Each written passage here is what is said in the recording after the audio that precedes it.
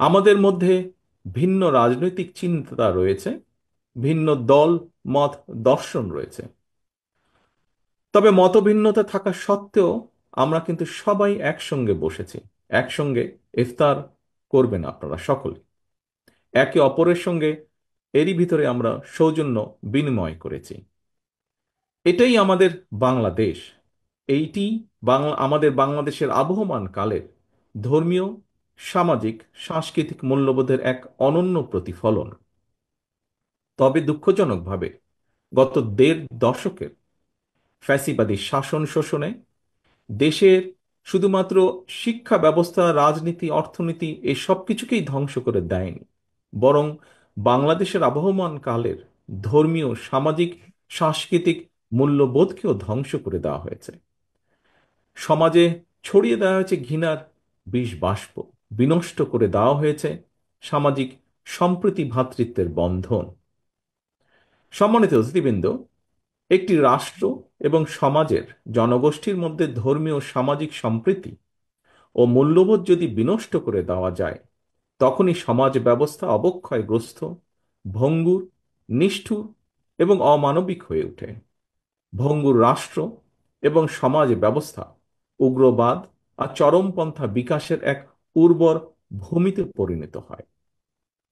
সম্মানিত আমন্ত্রিত অতিথিবৃন্দ, সাম্প্রতিক সময়ে হঠাৎ করে অতীতের মতন দেশে পুনরায় নারী ও শিশু নির্যাতন, ধর্ষণ উদ্বেগজনক হারে বেড়েছে।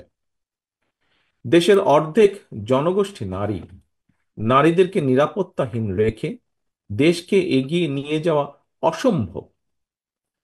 সরকার, প্রশাসন এবং আইন শৃঙ্খলা বাহিনী নতুন রাজনৈতিক বন্দোবস্ত তৈরি কিংবা অন্য কোনো কাজে হয়তো বেশি মনোযোগী থাকার কারণে আমাদের মা, বোন, কন্যাদের নিরাপত্তা সংকটে পড়েছে কিনা এই বিষয়টি গভীরভাবে ভাবার প্রয়োজন রয়েছে।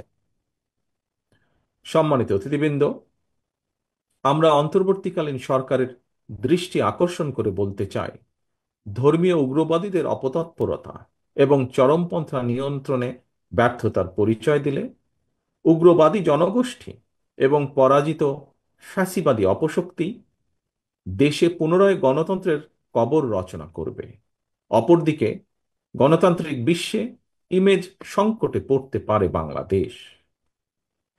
দেশের অসাম্প্রদায়িক গণতান্ত্রিক চরিত্র সমুন্নত রাখতে চরমপন্থা এবং ধর্মীয় উগ্রবাদী অপশক্তিকে প্রতিহত করার পাশাপাশি গণহত্যাকারী পলাতক মাফিয়া চক্রকে যে কোনো মূল্যে বিচারের সম্মুখীন করার মাধ্যমে বাংলাদেশে গণতান্ত্রিক বিধি ব্যবস্থা শক্তিশালী করাই হবে বিএনপি সহ গণতন্ত্রের পক্ষের শক্তির আগামী দিনের রাজনৈতিক বন্দোবস্ত।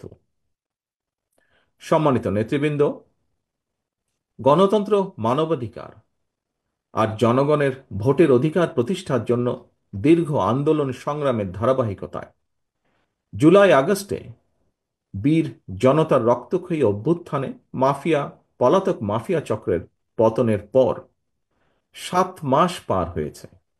দীর্ঘ দেড় দশক মাফিয়া শাসন শোষণে বিপর্যস্ত বাংলাদেশ মেরামতের জন্য 7 মাস হয়তো খুব বেশি সময় নয়। তবে আগামী দিনগুলোতে অন্তর্বর্তীকালীন সরকারের কার্যক্রম কিংবা কর্মপরিকল্পনার রূপরেখা জনগণের সামনে আরো স্পষ্ট এবং সুনির্দিষ্ট হলে জনমনে থাকা সকল সন্দেহ, সংশয়ের অবসান ঘটত।